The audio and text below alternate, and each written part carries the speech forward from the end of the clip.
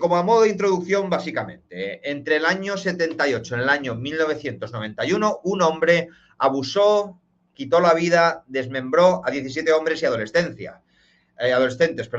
Muchos de los crímenes incluyeron abusar de los muertos carnalmente, comérselos, conservación de partes humanas, y bueno, no es algo que una persona medianamente normal podría llegar ni a imaginarse, mucho menos poner en práctica. Pero sorprendentemente, este hombre fue considerado mentalmente sano a pesar de haber cometido algunos de los delitos más atroces y perversos de la historia. Su nombre, Jeffrey Dahmer. De nombre completo, Jeffrey Lionel Dahmer nació el 21 de mayo de 1960 en un hospital de Milwaukee, en Wisconsin. Fue el primer hijo de Joyce y Lionel Dahmer, una joven pareja que residía en este estado. La familia residía en el suburbio de West Allis, en Milwaukee. Tras su nacimiento, a su madre le resultó difícil crear un vínculo con él y probablemente padecía depresión posparto. Pero claro, en la década de 1960 esa condición no era ni reconocida ni tratada como lo es a día de hoy. La situación se agravaba porque Jeffrey en ese momento, Lionel, su padre en ese momento estudiaba química en la universidad y pasaba largas temporadas alejado de su esposa y de su hijo, dedicado por entero a su carrera y a libros. Aunque Joyce le hacía ver que estaba al límite, Lionel le prometía que todo el esfuerzo valdría la pena porque al terminar iban a ganar mucho dinero y tener una vida mejor para la familia. Cuando Jeffrey cumplió 2 años, a su padre le ofrecieron, por fin, una plaza en la Universidad Estatal de Iowa para realizar un doctorado, y allí se fue la familia a vivir. En ese momento, Jeffrey era descrito como un niño alegre y muy activo. Sin embargo, a los 4 años tuvo que someterse a una operación por una doble hernia en el escroto. Aunque la cirugía fue un éxito, tras ella se volvió mucho más reservado y apagado, un punto de inflexión que pudo alimentar en el futuro sentimientos de inseguridad y de insuficiencia sexual.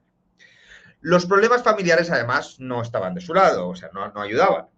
Durante una gran parte de su infancia, Jeffrey vivió en un ambiente de fuertes tensiones, discusiones y peleas constantes entre sus padres. Aunque nunca se insinuó que llegara a sufrir maltrato físico, ellos mismos reconocieron que en ocasiones lo tenían bastante desatendido, ya que la madre pues estaba luchando con su depresión, mientras el padre estaba cada vez persiguiendo la siguiente meta académica. Pese a todo, en 1966, Joyce vuelve a quedarse embarazada y la familia se muda a un pequeño pueblo llamado Doylestown, en Ohio. Ese mismo año nace David, el hermano menor de Jeffrey, cuyo nombre él mismo eligió. Para entonces, su padre ya había terminado sus estudios y había conseguido un puesto como químico analítico en Akron, Ohio, un pueblo relativamente cercano a donde vivían. En esos años, una profesora de Jeffrey notó que parecía sentirse olvidado. Lo atribuyó a la llegada de su hermano, una reacción típica cuando alguien tiene un nuevo hermano, se sientan un poco como desplazados, ya que como hijo único recibían la atención por entera de ambos padres.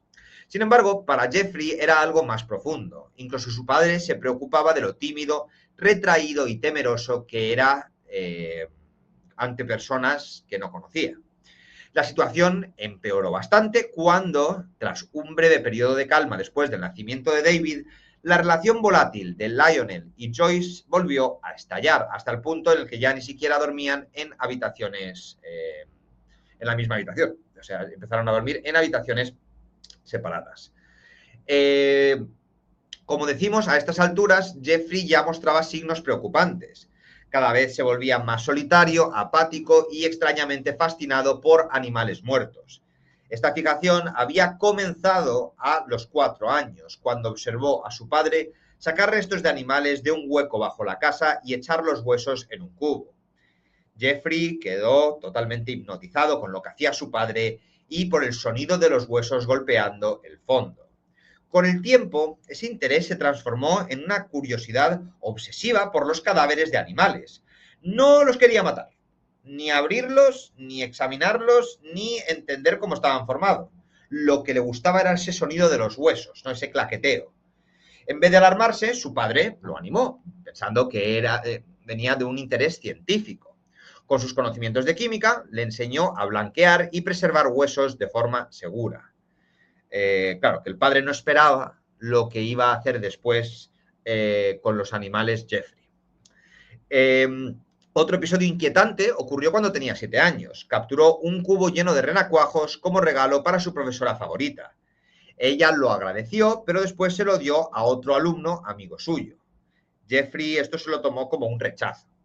Y cuando nadie miraba, vertió aceite de motor en el cubo, matando a todos los renacuajos para que su amigo no pudiera quedárselo. Así que ya podemos ver ciertos trastornos. Bueno, tiene 8 años y la familia se decide mudar a un nuevo pueblo. Estamos viendo que aquí existe un patrón común que los padres les gusta mudarse de un sitio a otro. Esta vez dentro del mismo estado, pero en Bath, Ohio. Y la vida hogareña no mejoró y hacia 1970 su madre fue hospitalizada 2 veces por problemas psiquiátricos. Según su marido, llevaba años medicándose por una nerviosidad extrema, pero nunca llegaba a tener estabilidad. Al llegar a la adolescencia, Jeffrey se volvió cada vez más errático y además aislado. En el colegio se ganó un poco fama de ser un poco raro, de hacer bromas pesadas y sobre todo de beber en exceso. Entre sus ocurrencias estaba fingir ataques epilépticos o gritar cosas en clase. Pese a su inteligencia, solo brillaba en biología, porque allí podía diseccionar animales y alimentar su obsesión por el funcionamiento del cuerpo humano. Lo que nadie veía es que, claro, cuando estamos en los laboratorios, cuando estamos, he dicho como si en España alguna vez alguien diseccionara algo, eso es una práctica mucho más común en Estados Unidos. Uy, la casa se me está yendo, se me va la casa, perdonadme. Una práctica bastante más común en Estados Unidos, que es ir al laboratorio y abrir ranas. En España yo creo que eso no lo ha hecho absolutamente nadie. Pero vamos, que lejos de estar despertando una curiosidad académica, lo único que estaba haciendo era aumentar un patrón obsesivo que pondría en práctica a cada vez escalas más grandes. A los 14 años, Jeffrey ya era alcohólico, bebía hasta en la escuela. Aunque todos sabían del problema, nadie intervenía. Si lo hubieran hecho, quizás habría descubierto que el alcohol era su manera de suprimir los impulsos de quitarse la vida y sexuales que ya tenía el chico. Para entonces también había comprendido que era homosexual, lo cual, claro, en esa época no era bien visto con buenos ojos, a él le avergonzaba, le confundía y tenía miedo al rechazo de su familia, de sus amigos, de la comunidad. Pero lo más perturbador no era su orientación sexual, para nada. Eran sus pensamientos violentos, sádicos, masoquistas, que junto con su obsesión por la disección formaban una peligrosa mezcla mental. Era cuestión de tiempo que actuara. Con apenas 14 años planificó su primer ataque. Su objetivo era un corredor al que se sentía atraído. Estudió su ruta y planeó esconderse con un bate de béisbol para golpearlo, dejarlo inconsciente y luego abusar de él. Pero el día que eligió, el corredor no apareció. Esa oportunidad perdida lo detuvo y nunca volvió a intentarlo de esa manera. Pero en 1978, poco antes de graduarse, recibe un nuevo varapalo, ya que los padres deciden divorciarse. No hubo disputa de custodia por él, porque ya era mayor de edad, pero sus padres sí que pelearon por David, por el hermano pequeño, y la custodia fue otorgada al padre. Jeffrey quedó en tierra de nadie. Ninguno de los dos quiso hacerse cargo y al poco tiempo ambos padres y su hermano se fueron de la casa, dejándolo completamente solo. Cosa buena y cosa mala, ya que Jeffrey por primera vez pudo entregarse sin límites a sus deseos más oscuros. Su familia pasaba de él, no preguntaban por él y esa libertad a él le venía muy bien, ya que podía beber tanto como quisiera y dar rienda suelta a sus fantasías homicidas. El 18 de junio del 78, Jeffrey comenzó su día bebiendo, como era habitual en él. Pero por la tarde ya se había quedado sin cerveza, así que le tocaba conducir hasta la licorería para reabastecerse y de regreso a casa vio a un joven haciendo autostop. Se detuvo de inmediato y le ofreció llevarlo. Este chico se llamaba Stephen Hicks, tenía 18 años y se dirigía a un concierto de rock en Cleveland. aceptó la oferta de Dahmer y de manera inexplicable también aceptó acompañarlo a su casa para tomar una cerveza. No se sabe muy bien cómo Jeffrey logró convencerlo, ya que Hicks tenía prisa por llegar al concierto. Además, tampoco era homosexual y se le consideraba un chico precavido y callejero. Pero Jeffrey supo mostrarse cortés y encantador, quizá lo suficiente como para dar una falsa sensación de confianza. Ya en la casa, ambos bebieron, mientras Jeffrey planeaba en silencio su siguiente movimiento. Sin embargo, Hicks se cansó de la charla y decidió marcharse. Cuando Jeffrey intentó detenerlo, Hicks logró zafarse. Pero al darle la espalda para salir por la puerta, Jeffrey lo golpeó con una barra de pesas dejándolo inconsciente y luego lo estranguló con la misma barra. De pronto, Jeffrey tenía un cadáver en el suelo de la casa de sus padres, una vivienda aislada al borde de un bosque. Sabía que tenía tiempo para hacer lo que quisiera con el cuerpo. Tras pasar varias horas junto al cadáver y satisfacer sus impulsos sexuales, comenzó a limpiar la escena y a planear cómo deshacerse de él. Arrastró el cuerpo al baño y lo diseccionó del mismo modo que había hecho con tantísimos animales en su infancia. El proceso le llevó varias horas, pero Jeffrey disfrutó de cada momento. Al darse cuenta de que su padre iba a visitarlo pronto, necesitaba ocultar los restos. Primero escondió el cuerpo en una tubería de drenaje. Más tarde lo recuperó, lo disolvió en ácido y vertió lo que quedaba por el inodoro. Los huesos, que no lograron deshacerse en el ácido, los pulverizó con un mazo y los dispersó en el bosque detrás de su casa. En entrevistas posteriores, Jeffrey reconocería que este primer asesinato fue el detonante de todo lo que vendría después. Jeffrey dice que nada volvió a ser normal desde entonces y pensó que podría seguir con su vida como si nada, enterrarlo y que nadie lo supiera. Pero cosas así no se entierran para siempre, en palabras de Jeffrey. Un mes después del asesinato de Stephen Hicks, Lionel y su nueva pareja regresaron a casa para ver cómo estaba Jeffrey. Se sorprendieron al verlo con una mirada vacía, bebiendo sin control, como si su vida se hubiera desmoronado. No mucho después, Jeffrey se matriculó en la Universidad Estatal de Ohio, pero bueno, apenas duró un semestre. Su padre le hizo una visita sorpresa otra vez y lo encontró borracho, perdido y desaliñado en su dormitorio. Ese mismo año, Lionel se vuelve a casar.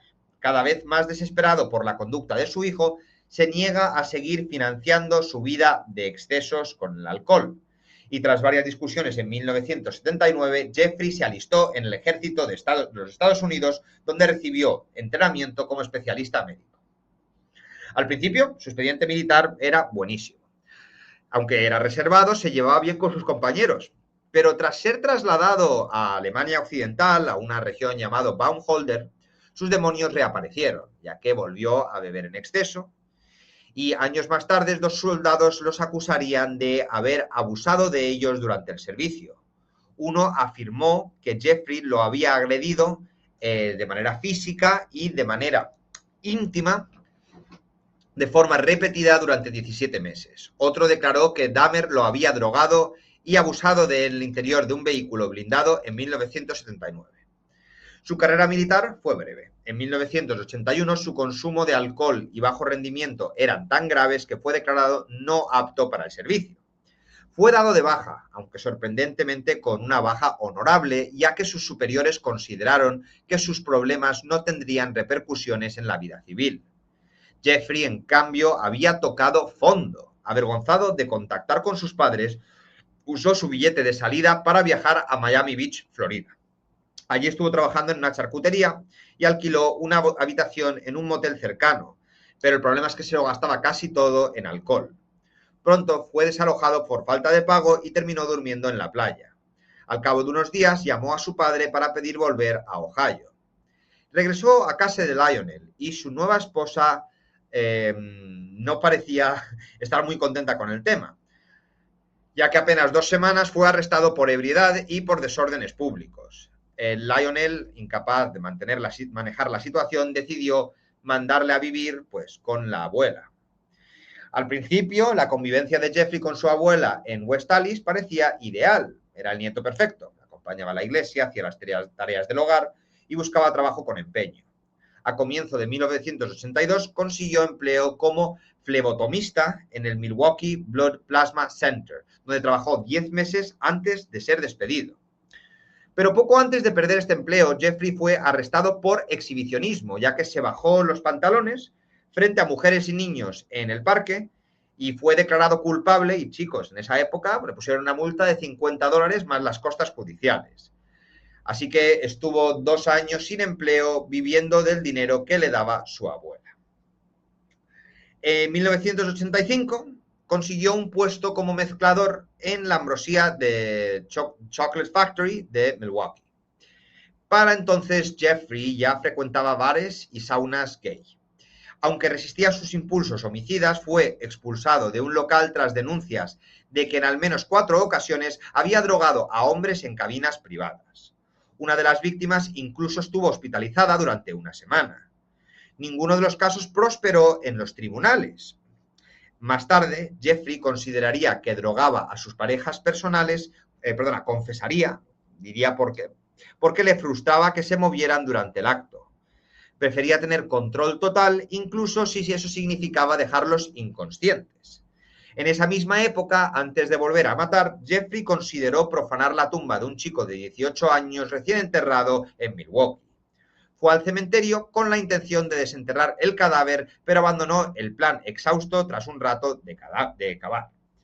En agosto del 86 fue detenido nuevamente, esta vez por tocarse frente a 2 críos de 12 años.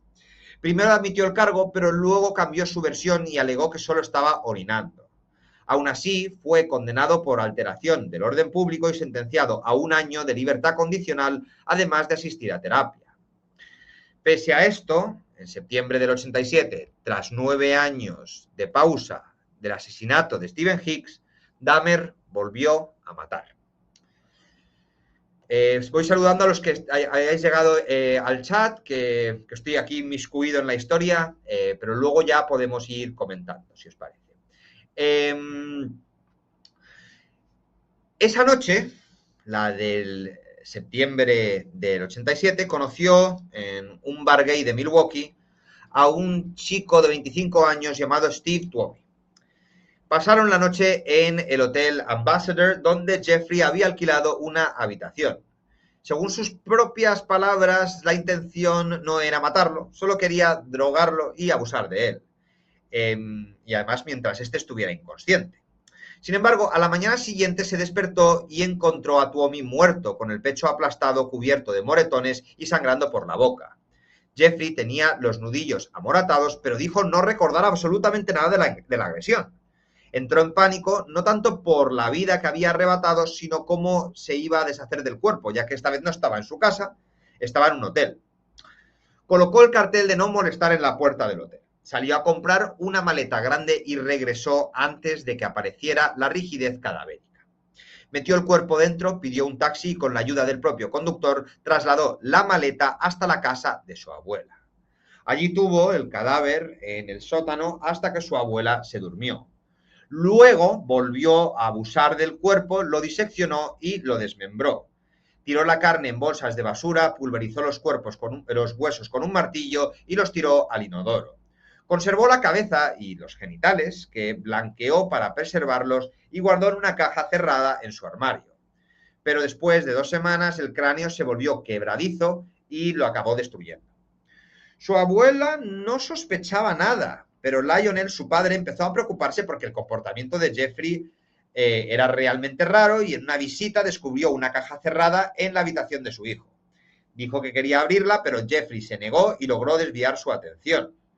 Lionel no descubriría el contenido hasta mucho después.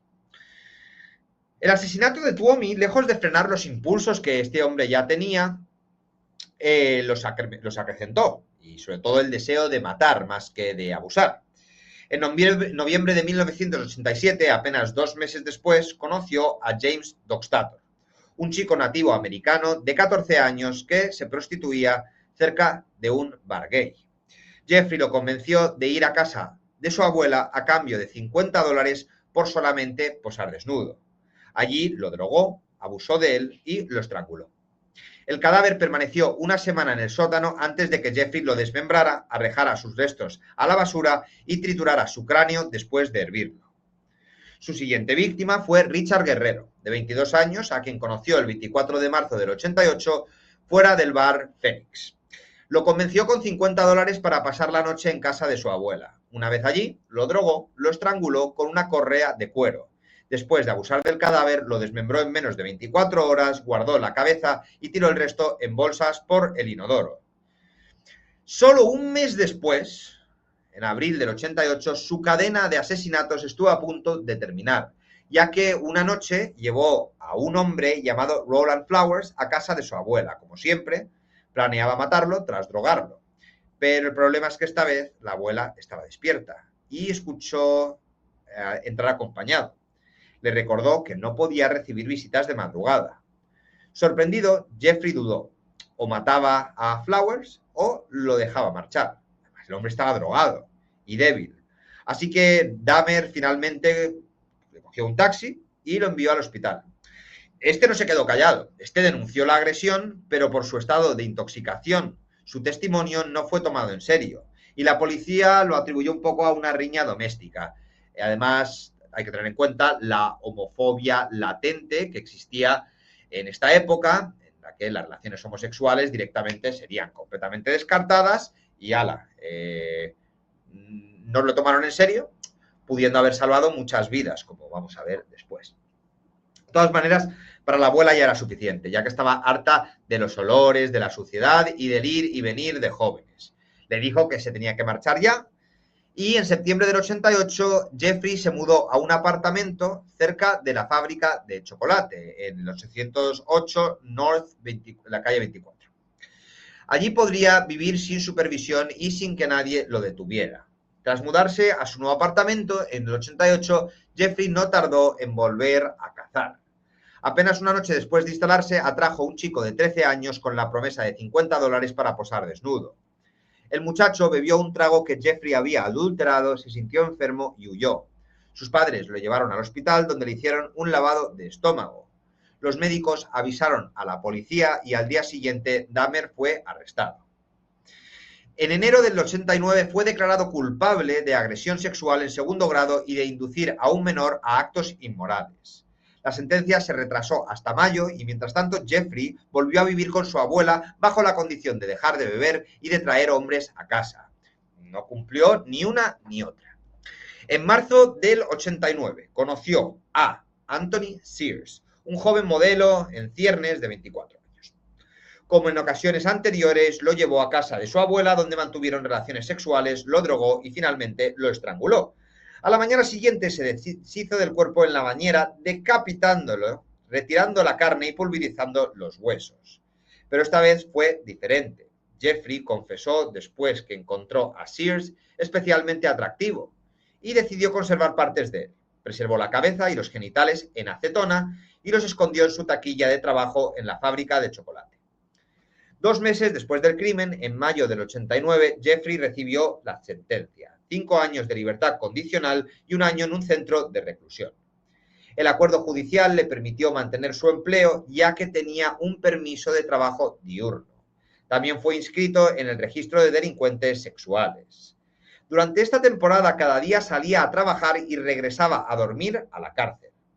Irónicamente, en este tiempo, los restos de Anthony seguían guardados en su taquilla de trabajo sin que nadie lo supiera. En 1990 fue liberado antes de cumplir la totalidad de la pena, pues lo consideraron ya no un peligro para la sociedad. Pasó un breve periodo de tiempo con su abuela antes de mudarse en mayo de ese mismo año, a un complejo de departamentos que se convertiría en el escenario del horror, los Oxford Apartments, en la calle 25 de Milwaukee. El apartamento 213 era perfecto para sus planes. Estaba aislado, era barato y tenía privacidad. Dahmer celebró su mudanza trayendo consigo la cabeza de Anthony Sears desde la taquilla de trabajo, lo cual colocó como una especie de trofeo en su nuevo hogar. Su primer festejo llegó enseguida. Conoció a Raymond Smith, un prostituto de 32 años, también llamado Ricky Biggs. Lo atrajo una vez más con la promesa de $50 por sexo. Una vez en el apartamento, lo drogó con un cóctel de 7 pastillas para dormir y lo estranguló manualmente. Esta vez Dahmer cambió su rutina. Compró una cámara Polaroid y fotografió el cadáver en distintas posturas sexuales. Luego lo descuartizó en el baño. Hervió piernas, brazos y pelvis en un recipiente metálico con detergente Soilex para limpiar los huesos. Disolvió el resto en ácido y pintó el cráneo con spray antes de guardarlo junto al de Sears. Una semana más tarde intentó repetir el ritual con otra víctima, pero cometió un error. Él mismo bebió del vaso que había usado para drogar a su presa. Se desmayó y cuando despertó, su invitado le había robado varios objetos. El siguiente en caer fue Eddie Smith, un conocido suyo de 36 años. Lo llevó a su apartamento el 14 de junio del 90, lo drogó, estranguló y descuartizó. Intentó conservar su esqueleto, congelándolo durante meses, pero el experimento falló. Frustrado, disolvió los restos en ácido, el cráneo lo metió en el horno para secarlo, pero explotó en pedazos. Jeffrey se enfureció ya que no le quedaba ningún resto de este hombre. En septiembre de ese mismo año conoce a Ernest Miller, un bailarín de 22 años. Lo invitó a su casa, pero esa noche no tenía suficiente droga para sedarlo del todo. Ernest despertó durante el ataque. Jeffrey, presa del pánico, le cortó la carótida con un cuchillo. Le tomó fotografías mientras se desangraban, abusó de su cadáver y pasó horas hablando con él, besando incluso su cabeza decapitada. De este conservó el corazón, parte de la carne de sus piernas y su esqueleto completo. Semanas después atrajo a David Thomas, de 23 años y padre de 2 hijos. Le drogó, pero una vez inconsciente, Dahmer se dio cuenta de que no la traía en exceso. Aún así lo estranguló porque ya no había vuelta atrás. Luego se deshizo de todos los restos sin conservar absolutamente nada. Confesaría, en su declaración una vez detenido, que ese asesinato le pareció un desperdicio. Tras esa decepción, dejó de matar durante 5 meses. Durante ese tiempo empezó a construir una especie de altar con los cráneos que había guardado. También se obsesionó con la película El Exorcista, convencido de que reflejaba parte de su propia naturaleza. Tras el asesinato de David Thomas, Jeffrey Dahmer permaneció inactivo durante unos meses, pero en febrero del 91 la compulsión volvió a dominarlo.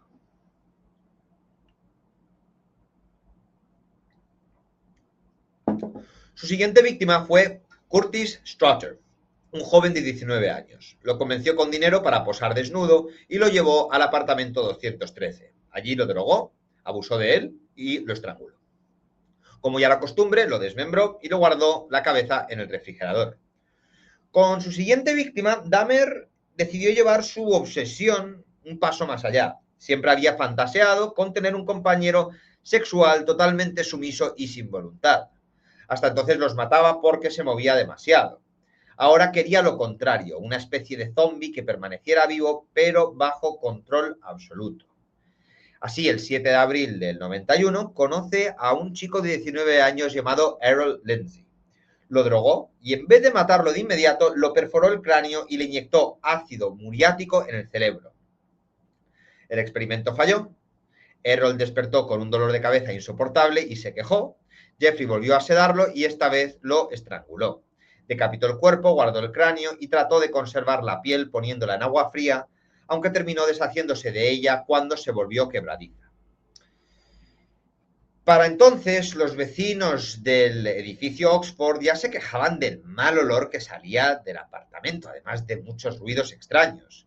Cuando la administración lo confrontó, Jeffrey, con su tono encantador, explicó que se debía a un refrigerador averiado y a unos peces tropicales muertos. Contra todo pronóstico, la excusa funcionó. Y así, su siguiente víctima fue Anthony Hughes, un amigo suyo sordo y mudo que se comunicaba por lenguaje de señas y la lectura de labios. Lo llevó a su apartamento y le aplicó el mismo experimento con ácidos en el cráneo. Este murió casi de inmediato. Dahmer abusó del cuerpo, lo dejó pudrirse en el suelo durante varios días y finalmente lo disolvió en ácido. Se quedó con el cráneo para su macabra colección. Estáis viendo que, madre de Dios, lo que tiene encontrarse con un loco. Lo que tiene encontrarse con un loco. El episodio más escalofriante ocurrió el 27 de mayo del 91, cuando Jeffrey encontró en la calle a Conerak Centalsmorsfond, un chico muy joven, de 14 años.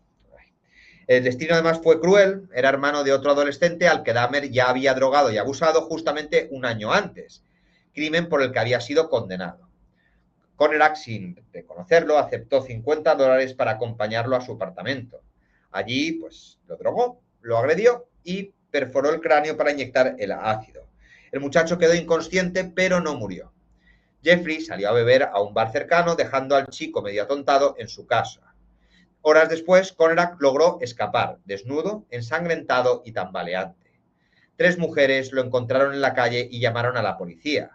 Cuando los agentes llegaron, también apareció Dahmer, que con frialdad y encanto les dijo que el chico de 19 años y era su pareja y que había bebido demasiado. Mostró fotos Polaroid de Conerak posando en ropa interior como prueba de su relación. Y aquí, pues, yo creo que alguna vez he usado a la policía estadounidense como que se le da bien resolver homicidios. Pero en este caso la policía le creyó. No investigaron más y ignoraron que el chico estaba herido, que estaba sangrando, y lo devolvieron en brazos de su agresor. Además, no registraron la vivienda donde aún estaba el cadáver de Anthony Hughes en el suelo del dormitorio. Apenas se marcharon, Dahmer inyectó más ácido en el cráneo de Conerak y eso lo mató. Luego descuartizó y se deshizo del cuerpo junto con el de Hughes. Poco después, la madre de una de las mujeres que intentó proteger a Conerak llamó a la policía al reconocer en el periódico que el chico desaparecido era el mismo que había visto con Jeffrey. Pero, una vez más, los inútiles de los policías, ni caso.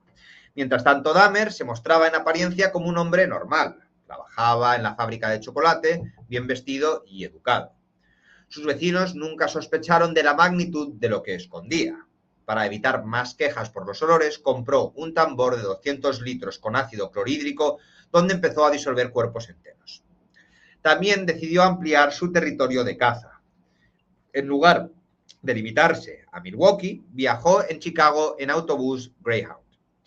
El 30 de junio del 91 conoce a Matt Turner, un joven de 20 años muy sociable. Lo convenció para regresar con él. Una vez en el apartamento, mismo modus operandi, lo drogó, lo estranguló y disolvió su cuerpo en el tambor del ácido, conservando el cráneo. 5 días después, el 5 de julio del 91, volvió a Chicago y conoce a Jeremy Weinberger, de 23 años. Un chico amable, querido por todos, que trabajaba en atención al cliente. Jeffrey lo sedujo y Jeremy pidió consejo a un amigo antes de irse con él. Él le dijo que no veía problema, pero claro, un error fatal, que me imagino que el amigo que le dijo que se fuera con él seguirá sintiéndose mal por haberle dado ese consejo. Jeremy pasó un par de días en el departamento de Dahmer. Cuando quiso volver a casa, Jeffrey le convenció de tomar una última copa que ya estaba adulterada. Una vez inconsciente, le perforó el cráneo e inyectó agua hirviendo en el cerebro. Jeremy despertó aparentemente bien, pero volvió a perder la conciencia. Después de un segundo intento quedó en coma y murió 2 días más tarde. Jeffrey guardó su cabeza en el congelador. El amigo que lo animó a ir con Dahmer se quitó la vida, poco después incapaz de soportar la culpa. Para entonces, el refrigerador de Jeffrey estaba abarrotado de restos humanos, cráneos, corazones y músculos envueltos en plástico, listos para ser consumidos. En julio del 91, Jeffrey Dahmer estaba ya en plena espiral. El refrigerador estaba repleto de restos humanos y apenas quedaba espacio para comida normal. Pero eso no le detuvo. Su necesidad de matar y controlar era ya imposible de contener. El 12 de julio conoció a Oliver Lacey, un joven de 23 años, aspirante a culturista, que vivía con su novia y su hijo pequeño. Jeffrey lo atrajo a su apartamento con promesas de dinero y sexo. Una vez allí, lo drogó, lo estranguló y abusó del cuerpo. Conservó la cabeza en el refrigerador junto a una caja de bicarbonato para disimular el olor y guardó su corazón y algunos músculos envueltos en plástico, ya que planeaba comérselos más tarde. Poco después, Dahmer perdió su empleo en la fábrica de chocolate. Su obsesión con los asesinatos afectaba ya su desempeño laboral. Fue suspendido varias veces y finalmente despedido en julio del 91. Ese mismo día, el 19, lleno de rabia y frustración, se quitó de en medio a su siguiente víctima, Joseph Brandholt, un padre de 3 hijos que estaba pasando por dificultades económicas. Una vez más, el señuelo era utilizar dinero fácil. Lo llevó al apartamento y lo estranguló. Durante 2 días, el cadáver permaneció en su cama cubierto con una sábana. Cuando la destapó, descubrió que la cabeza estaba cubierta de gusanos. La decapitó, limpió el cráneo y lo guardó en el refrigerador. El torso lo disolvió en el tambor de ácido. Parecía que ya nada podía detenerlo, pero días después se encontró con el hombre que cambiaría el rumbo de su vida. Tracy Edwards, de 31 años. El 22 de julio del 91, Jeffrey lo conoció en un bar y lo invitó a su apartamento con promesas de dinero y alcohol, además de posar para fotos. Edward aceptó. Otros dos amigos suyos habían sido invitados también, pero Dahmer les dio a propósito una dirección falsa para asegurarse de estar solo con Edwards. Una vez en el apartamento, Jeffrey intentó que bebiera de su clásica copa adulterada, pero Edwards notó algo raro. El ambiente estaba cargado de un olor nauseabundo, vio productos químicos y dijo, bueno, de aquí no bebo. De repente Dahmer le colocó una esposa en una muñeca y sacó un gran cuchillo. En un gesto desconcertante, en lugar de atacarlos, se tumbó sobre su pecho y le dijo que quería comerse su corazón. Edwards mantuvo la calma, ganó tiempo y en un descuido logró escapar. Corrió por la calle hasta encontrar con dos policías, que en un principio no lo tomaron en serio, pero Edwards era coherente, insistente y finalmente los convenció de acompañarlo al apartamento. Allí Dahmer, como siempre, lo recibió con su habitual sonrisa tranquila y minimizando lo ocurrido. Reconoció haber puesto las esposas, pero que era un malentendido. Los agentes empezaron a inspeccionar el lugar. Uno de ellos, el oficial Mueller, se dirigió al dormitorio donde Tracy le indicó que encontraría el cuchillo. Jeffrey trató de bloquearle el paso, pero fue contenido por el otro policía. En la habitación, Mueller encontró el arma, pero lo que le dejó helado fue imágenes explícitas de cadáveres en distintas fases de desmembramiento, posados de forma macabra. Las fotos eran tan reales que al verla el policía comprendió que no se trataban de montajes, sino de pruebas de asesinatos. En ese instante, Jeffrey trató de resistirse, pero fue reducido y arrestado. La escena que siguió al registro del apartamento se convirtió en una de las más escalofriantes de la historia criminal, ya que dentro del refrigerador había una cabeza recién cortada, corazones, músculos envueltos en bolsas de plástico, un torso entero, órganos pegados al hielo. En el tambor de ácido varios cuerpos disolviéndose. En total se hallaron 4 cabezas en la cocina, 7 cráneos en el dormitorio, esqueletos completos, manos, genitales preservados y hasta un cuero cabelludo momificado. En total, las autoridades incautaron 74 fotografías Polaroid que documentaban cada etapa de sus crímenes. Uno de los agentes que abrió el refrigerador al ver la cabeza gritó involuntariamente «Dios mío», sin darse cuenta de que era su propia voz. Jeffrey Dahmer había sido finalmente desenmascarado. El hombre que parecía un vecino normal, educado, reservado, resultó ser uno de los asesinos seriales más atroces de la historia moderna. Y todo gracias a este hombre, Tracy Edwards. Tras su arresto, Jeffrey Dahmer fue trasladado a la comisaría central de Milwaukee. Allí comenzó uno de los interrogatorios más escalofriantes jamás registrados. Los detectives Patrick Kennedy y Patrick Murphy, veteranos en homicidios, nunca habían estado ante un crimen de tal magnitud. Desde el primer momento, Dahmer renunció a su derecho a un abogado y declaró que quería confesarlo todo. En sus propias palabras, dice: yo creé este horror y lo más lógico que sea yo el que le ponga fin. Durante casi 60 horas de entrevistas, relató con frialdad y detalle cada asesinato, desde Stephen Hicks hasta Joseph Breithoft.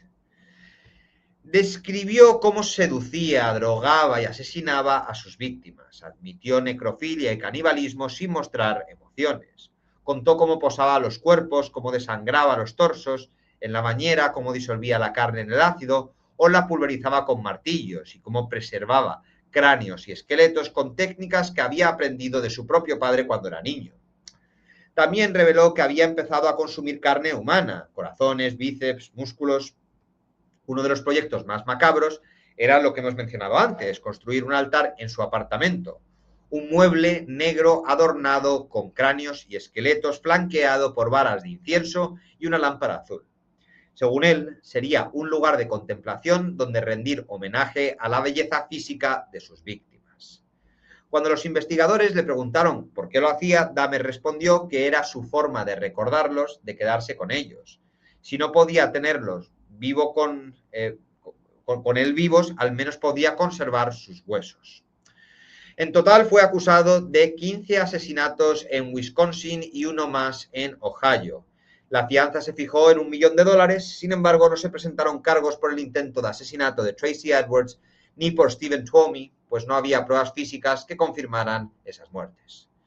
El 30 de enero del 92 comenzó su juicio. Dahmer ya se había declarado culpable, pero el proceso no era para determinar su responsabilidad, sino su estado mental.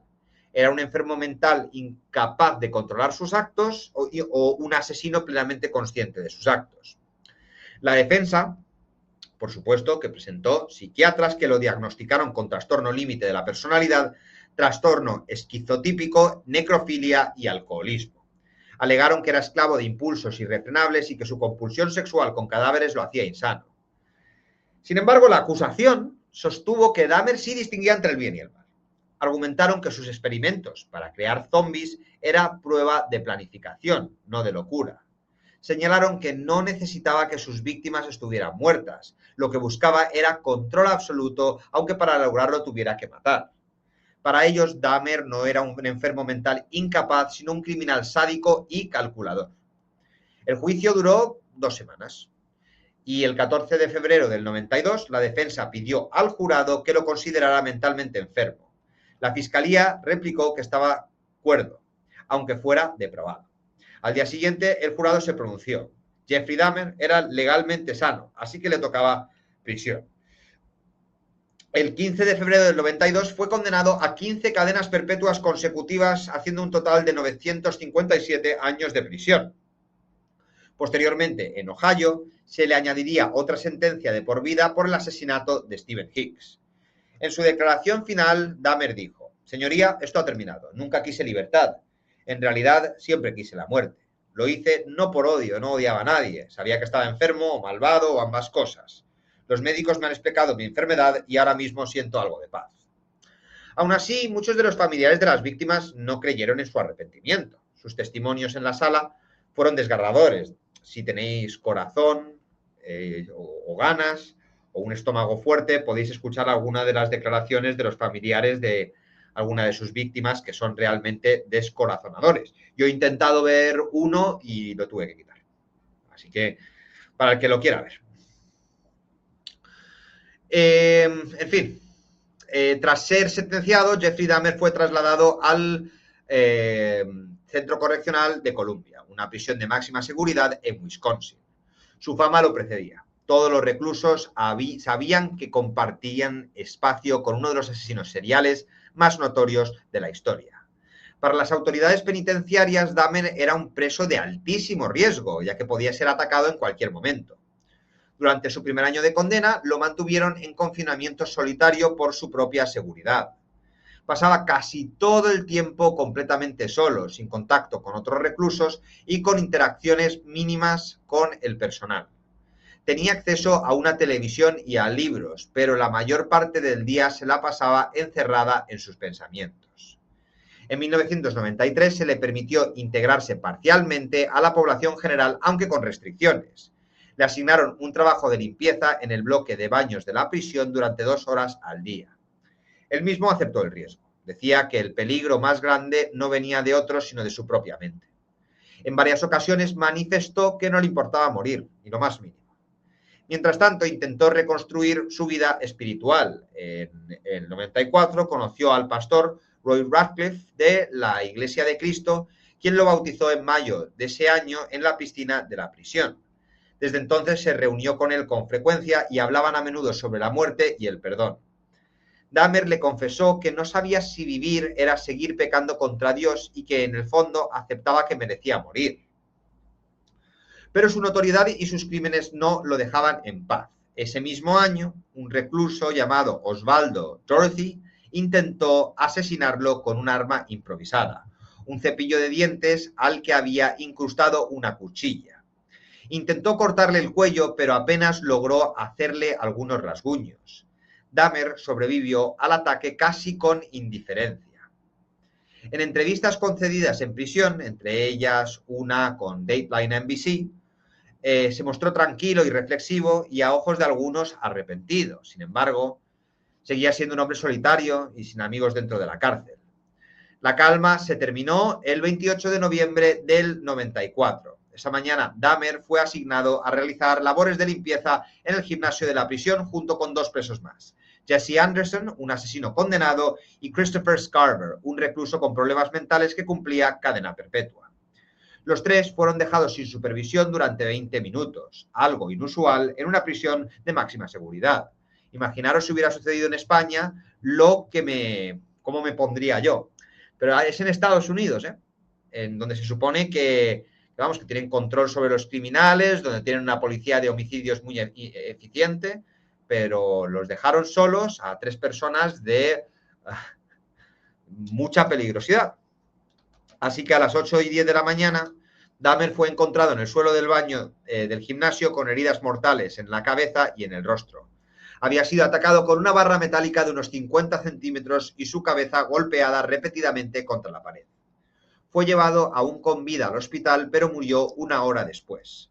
Anderson también fue golpeado y falleció 2 días más tarde. Scarver confesó que había sido él. Dijo que primero atacó a Dahmer y luego a Anderson. Según su versión, Dahmer ni gritó ni intentó defenderse, simplemente se dejó golpear. También reveló que llevaba un tiempo odiándolo, ya que sabía de sus crímenes y había escuchado numerosos rumores que Jeffrey se burlaba de otros presos moldeando su comida en forma de brazos y piernas y cubriéndolos con ketchup como si fuera sangre. Existen sospechas de que los guardias facilitaron o permitieron la agresión, ya que ese día no hubo vigilancia directa, algo obligatorio en un penal de ese nivel. Scarver mismo insinuó en entrevistas posteriores que los funcionarios lo dejaron solo a propósito con Dahmer. Tras su muerte, la madre de Jeffrey reaccionó con furia a la prensa, diciendo: ¿ahora todos están felices? ¿Ahora que la han matado a golpes es suficiente para ustedes? De acuerdo con su voluntad, no hubo funeral. Fue incinerado en septiembre de 1995 y sus cenizas se repartieron entre sus padres. En el mundo exterior, la noticia fue recibida sin compasión. Muchas de las familias de sus víctimas celebraron su muerte, mientras otros se preguntaban si había sido un ajuste de cuentas planeado dentro de la cárcel. Jeffrey Dahmer había muerto, pero el debate sobre su figura, monstruo, enfermo o ambas cosas apenas comenzaba. La muerte de Jeffrey Dahmer cerró de forma brutal una de las páginas más oscuras de la criminología moderna. Pero incluso después de su asesinato en prisión, su historia siguió generando debate y preguntas imposibles de responder con certeza. ¿Fue Dahmer un hombre condenado desde la infancia, marcado por traumas y carencias emocionales? ¿O fue un monstruo que eligió conscientemente un cambio de crueldad y destrucción? Los expertos nunca se han puesto de acuerdo. Algunos sostienen que sus impulsos necrofílicos, su alcoholismo y su aislamiento social lo empujaron a una vida de crimen. Otros insisten en que nada de esto justifica la frialdad con que planificaba y ejecutaba los asesinatos. Lo que resulta innegable es la doble vida que llevó durante más de una década. Para sus vecinos, Dahmer era un hombre callado, educado, a veces extraño, pero en apariencia normal. Pero para sus compañeros de trabajo era un empleado más de la fábrica de chocolate. Nadie sospechaba que tras la puerta del apartamento 213 se escondía un auténtico laboratorio del horror. Tambores llenos de ácidos, cráneos alineados en estantes, fotografías Polaroid que documentaban cada crimen con un detalle perturbador. El caso también dejó en evidencia graves fallos institucionales. La policía de Milwaukee fue duramente criticada por su negligencia, especialmente en el episodio del chico de 14 años al que devolvieron a su verdugo por los propios agentes, incluso estando herido. Ese error, que costó una vida, simbolizó para muchos la falta de sensibilidad y de responsabilidad de las fuerzas de seguridad del Estado. Con los años, el nombre de Jeffrey Dahmer se convirtió en sinónimo de maldad incomprensible. Su caso inspiró documentales, películas, libros y debates interminables. Algunos se preguntan si era un producto de su enfermedad mental, otros lo ven como un ejemplo extremo de depravación humana. Lo cierto es que su historia sigue fascinando y horrorizando al mundo. En entrevistas concedidas poco antes de morir, el propio Dahmer dejó clara su visión. No buscaba libertad, ni siquiera perdón, sino la muerte. Admitió que merecía pena capital y que merecía morir. Y en cierto modo permitió que así ocurriera. No se defendió cuando Christopher Scarver lo atacó en los baños de prisión. Al final, Jeffrey Dahmer murió como había vivido, rodeado de violencia y misterio. Pero su legado no es de redención ni de compasión, sino de advertencia. Su historia nos recuerda hasta dónde puede llegar la mente humana cuando se combina la soledad, la obsesión y la falta absoluta de empatía. Así que aquí os traigo el caso, chicos. No sé qué opináis vosotros, pero no... a uno no le queda sino resoplar y pensar qué tipo de personas existen ahí fuera y de lo que pueden llegar a ser capaces. Así que aquí cerramos el caso. No sé qué os ha parecido. Es la primera vez que trato un tema de true crime estadounidense, ya que normalmente siempre estamos aquí con el true crime español, el cual un 40% es Alcácer, ¿no? Así que hoy hemos traído un caso al otro lado del charco. No sé qué os ha parecido, no sé si os gustaría que trajera más casos estadounidenses. La verdad es que son más locos los estadounidenses que los españoles.